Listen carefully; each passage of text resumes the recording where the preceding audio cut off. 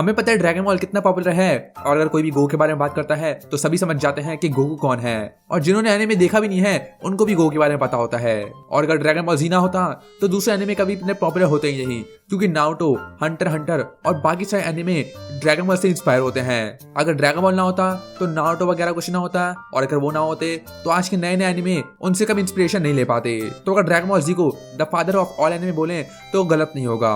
और दूसरे एनीमे के अंदर भी हम लोग को ड्रैगन बॉल जी के रेफरेंसेस दिखते हैं, कुछ छोटे छोटे होते हैं और कुछ बहुत ही बड़े, लेकिन इनको देखने में बहुत ही मजा आता है और ये थोड़े फनी भी होते हैं क्योंकि ये ड्रैगन बॉल जी को रेफरेंस दे रहे होते हैं अपनी वे के अंदर। तो आज मैं तो बताने वाला हूँ सारे के सारे एनीमे रेफरेंस ड्रैगन बॉल जी के दूसरे एनीमे के अंदर, जहाँ पर हम लोग को दूसरे एनीमे के अंदर ड्रैगन बॉल जी का रेफरेंस दिखता हो। इस वीडियो को शुरू करने से पहले लाइक कर देना, मेरा चैनल सब्सक्राइब कर देना और अगर तुम्हें गेम पसंद है तो मेरा दूसरा चैनल जरूर सब्सक्राइब कर लेना। मैं यहाँ पे एनीमे गेम्स खेल रहा हूँ और मैं जल्दी ही GTA वीडियोस भी लेकर आऊंगा, तो वो सब्सक्राइब करना मत भूलना। So let's go. Number 1.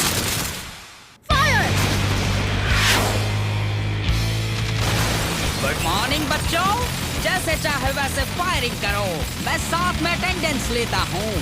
हम हत्यारे हैं और हमारा लक्ष्य हमारे टीचर हैं। बहुत बुरा निशाना था। Assassination classroom. अब असैसिनेशन क्लासरूम के अंदर क्या होता है कि एक टीचर होता है और सारे बच्चों का काम होता है अपने टीचर को मारना, लेकिन कुरो सेंसेई के पास बहुत ही खतरनाक पावर है और उसको मारना नामुमकिन है। लिटरली वो बुलेट डॉज कर सकता है और वो पूरी दुनिया के चक्कर लगा सकता है 1 सेकंड के अंदर।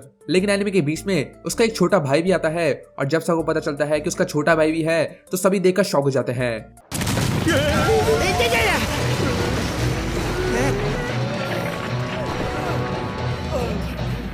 मेरी जीत हुई, क्लास की दीवार से मैं ताकतवर हूँ ये साबित करके। और हमें इस तरह फनी फ्लैशबैक्स दिखते हैं कि वो कैसे बड़े हुए। और अगर तुम ध्यान दो तो उनमें से एक होता है गोकू और रेडिट्स का रेफरेंस। खून के रिश्ते से हम दोनों भाई हुए।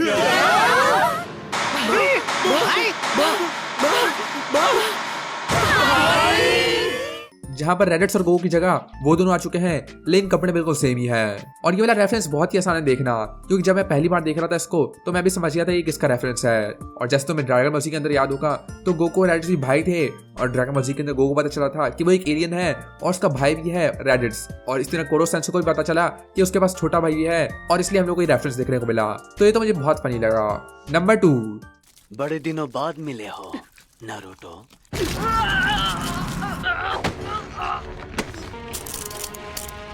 आखिर क्यों? जवाब दो। मुझे तुमसे बहुत उम्मीदें थी। Naruto Shippuden. Naruto Shippuden dragon ball Z से बहुत इंस्पायर है और हम लोग को ड्रैगन बॉल जी के रेफरेंस नारुतो में दिखती हुई है, लेकिन एक रेफरेंस है जो कि पक्का पक्का है ड्रैगन बॉल जी से और वो रेफरेंस है 4th टेल बीस्ट जिसका नाम है सन गोकू और इसके जिनचिरिकी का नाम होता है रोशी। और हमें पता है कि सन गोकू और रोशी कौन है। सन गोकू तो गोकू है और रोशी तो मास्टर रोशी है। और ये वाला रेफरेंस देखना तो बड़ा ही आसान है क्योंकि ये लिटरली उनके नाम पे ही है। और तुमने नोटिस नहीं किया हो लेकिन 4th tail beast literally 4 star Dragon Ball की तरह है। तो ये भी एक और रेफरेंस था नारुतो के अंदर जो कि मेरे को दिखा। लेकिन सिर्फ यही एक रेफरेंस नहीं है, जब नारुतो एक शॉप के अंदर होता है तो हमें दिखता है एक चार्जो का मास्क और ये भी एक ड्रैगन बॉल जी का रेफरेंस है। तो नारुतो तो ड्रैगन बॉल जी से बॉस पॉइंट है तो ये तो सेंस बनाता भी है। वैसे अगर तुम्हें ड्रैगन बॉल जी और नारुतो की सिमिलरिटीज जाननी है तो तुम मेरी ये वाली वीडियो देख सकते हो। नंबर 3।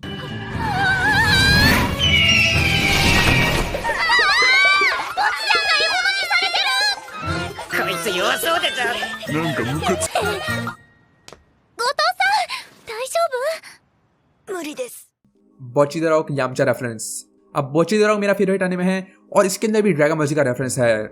जब बोची आइसक्रीम खा रही होती है तब एक कौवा आता है और उसकी आइसक्रीम को चुरा लेता है, लेकिन उन कौवों को बोची से क्या दुश्मनी थी कि वो उसको मारने लग जाते हैं और वो बोची को बुरी तरह मारते हैं। कौवों को भी लगता है कि बोची बहुत ही कमजोर है और इसलिए वो उसको पीट रहे हैं और इसलिए उनको बहुत ही गुस्सा आ रहा है और वो बोची को एक लेसन सिखाने की कोशिश कर रहे हैं। और जब उनका अटैक खत्म होता है तो बोची यामचा हो जाती है। लिटरली यामचा का पोज है और अगर तुम्हें ये पोज नहीं पता है तो ये यामचा का पोज है। जब साइबरमैन ने यामचा को मार दिया था तो यामचा भी ऐसा पोस्ट करता है, और अब जाके कुछ कौवों ने बोच्ची को पीट दिया है तो बोच्ची की हालत भी ऐसी हो गई है। लेकिन अगर बोच्ची से हट के बात करें यामचा के पोस्ट के बारे में तो बहुत ही सारी चीजों में हम लोग को यामचा का पोस्ट दिखता है, जैसे नारुतो के अंदर, डेडपूल के अंदर और इतने सारे एनिमे के अंदर कि मुझे पता भी नहीं है। और तुम्हें पता है ना, नई सुपरमैन मूवी आने वाली है तो उसके पहले सीन के अंदर ही सुपरमैन भी यामचा का पोस्ट कर रहा था। तो यामचा तो गोट है और सुपरमैन, नारुतो और सभी उसको कॉपी करने की कोशिश कर रहे हैं, लेकिन यामचा का लेवल कोई भी नहीं पहुंच पाएगा। मुझे नहीं पता कि यामचा की रिस्पेक्ट हो रही है या फिर डिसरिस्पेक्ट, लेकिन यामचा का लेवल कुछ अलग ही है। Bocchi the rock best anime ever. Number 4,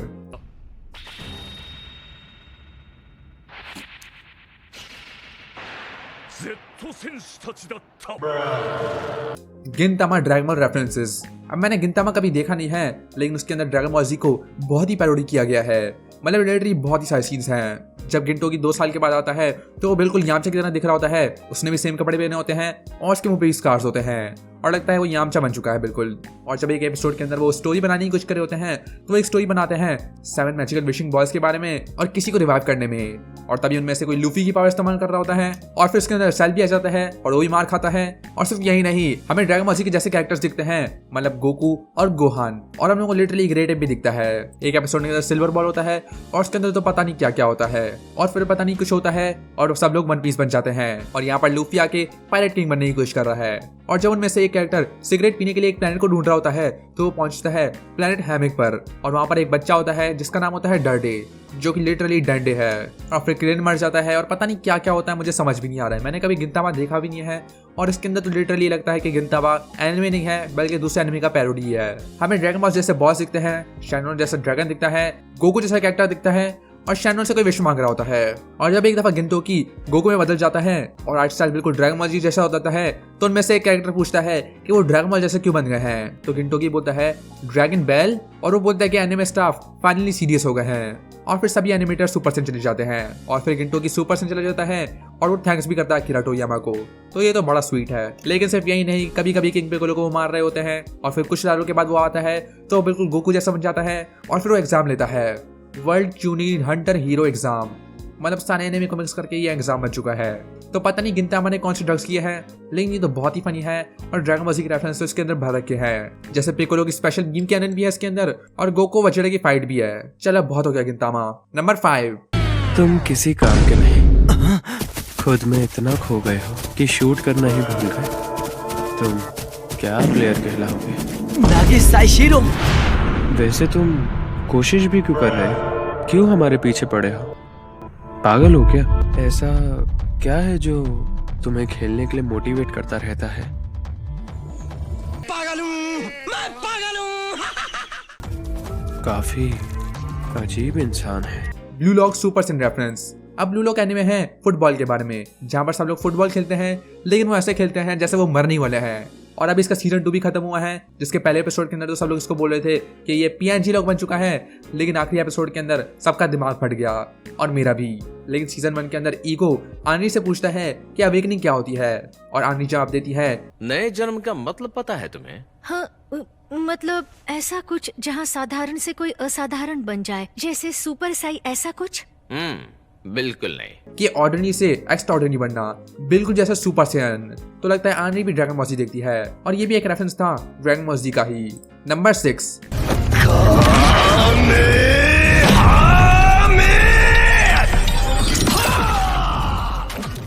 the time I got reincarnated as a slime. अब तुमने शायद ये एनिमे देखा हो, लेकिन ये एक एनिमे है जिसमें कैरेक्टर दूसरी दुनिया में चल जाता है और वो बन जाता है स्लाइम और आगे जाकर वो बहुत ही भी बन जाता है।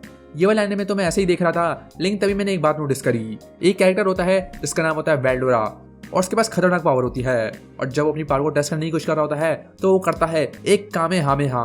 लिटरली उसने कामेहामेहा कर दिया। तो लगता है वो भी ड्रैगन बॉल जी का फैन है।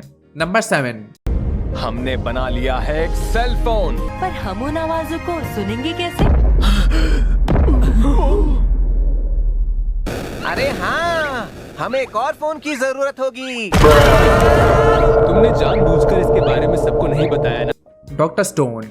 अब तुमने डॉक्टर स्टोन का तो सुना ही होगा, सभी लोग पत्थर बन जाते हैं और तभी एक जीनियस वापस से उठता है और सब कुछ वापस बनाने की कोशिश करता है। लेकिन जब सैन को समझा रहा होता है कि पुरानी दुनिया के अंदर क्या क्या था और क्या क्या मजेदार चीजें थी, तभी वो बात करता है टीवी, बुक्स, गेम्स और कॉमिक्स के बारे में। और तभी हमें वहां पर दिखता है गोकू जो कि कामयाब कर रहा होता है।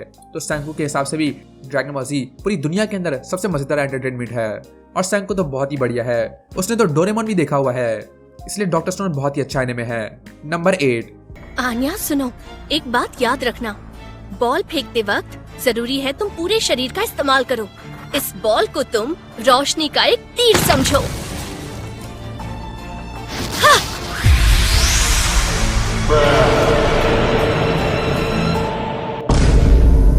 Spy x Family. अब तुमने स्पाइक्स फैमिली को देखा ही होगा, जहां पर हम लोग देखती है आनिया और एक एपिसोड के अंदर वो एक रेड बैंड पहनती है बिल्कुल बार्डो की तरह, और ये बिल्कुल उसकी पैरोडी लग रही होती है। और जब वो अपनी बॉल को फेंकती है तो बिल्कुल वैसे ही अटैक कर रही होती है जैसे बार्डो करता है। लेकिन एक दूसरे सीन के अंदर हम लोग को दिखता है डैमियन, जो कि एक एनर्जी बॉल को रोक रहा होता है, और वो कहां पर होता है, वो होता है प्लैनेट नेमेक के अंदर।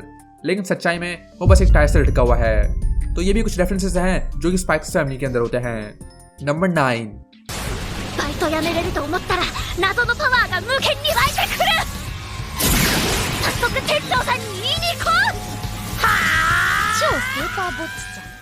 बोची गोस सुपर सैयन। अब ये भी एक और रेफरेंस है बोची द रॉक से। जब बोची को अपने यूट्यूब के पैसे मिलते हैं, सही सुना, बोची के पास भी यूट्यूब चैनल है, तो उसके पास फाइनली इतने सारे पैसे होते हैं कि वो अपनी जॉब को छोड़ दे, जो कि उसको बिल्कुल भी पसंद नहीं है। और इसी कॉन्फिडेंस के साथ जब वो काम पे जाती है तो वो लिटरली एक सुपर सैयन बन जाती है और अपनी जॉब छोड़ने के लिए पूरी तरह तैयार होती है। लेकिन जब वो कोशिश करती है तो काम नहीं करता और फिर वो डस्टबिन में बैठ जाती है। और बोची यहाँ पे सुपर सैयन बन गई थी अपनी जॉब छोड़ने के लिए, लेकिन वो भी काम नहीं करा।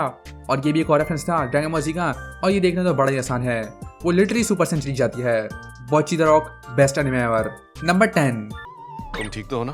बिल्कुल नहीं, मुझे लगा था मैं बिजली गिराऊंगा। फिलहाल तुम दूसरों के किए हुए धमाके देख सकते हो। ये तो हद होती है यार, मुझे खुद की स्पिरिट गन बनानी थी, जैसे बंका या रासेंगान या डोडा। तुम अभी वो सब नहीं कर सकते। Jujutsu Kaisen. जब यूजी मर जाता है और वो वापस से जिंदा हो जाता है तो गोजो डिसाइड करता है कि उसको खुद ट्रेन करेगा। और उसका ट्रेनिंग का तरीका क्या होता है, मूवीज देखना। लेकिन यूजी को आइडिया बड़ा ही बेकार लगता है, तो यूजी को लगा था कि वो कर्स टेक्निक इस्तेमाल करने लग जाएगा और बड़े खतरनाक बन जाएगा।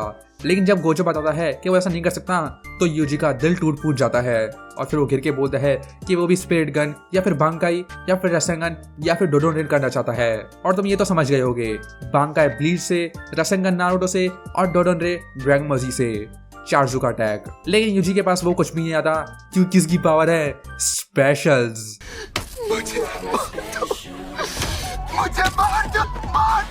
और ये भी एक रेफरेंस था ड्रैगन बॉल जी का।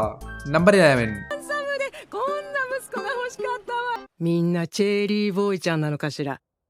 おばちゃんそういうの分かっちゃうのよ。なかなかの人だったぞ。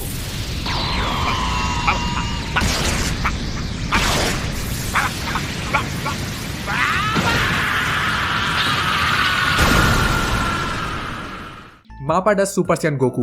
अब मापा वो स्टूडियो है जिसने जुजुत्सु काइसन और चेनसो मैन को एनिमेट किया था। लेकिन उनके एक एनिमे के अंदर जिसका नाम था ओब्लिवियन बैटरी के अंदर, एक सीन के अंदर एक एक्टर को बहुत ही गुस्सा जाता है और वो बन जाता है एक सुपर सैयन।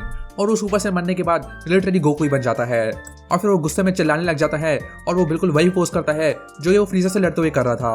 और ये कितना कूल है और लिटरली ये बिल्कुल मांगा जैसे दिखता है। और ये भी एक रेफरेंस था ड्रैगन बॉल जी का। लेकिन मैं सोचता हूँ क्या होता कि अगर नापा ड्रैगन बॉल सुपर को एनिमेट करता तो ड्रैगन बॉल सुपर तो कुछ ज्यादा ही खतरनाक बन जाता। नंबर 12।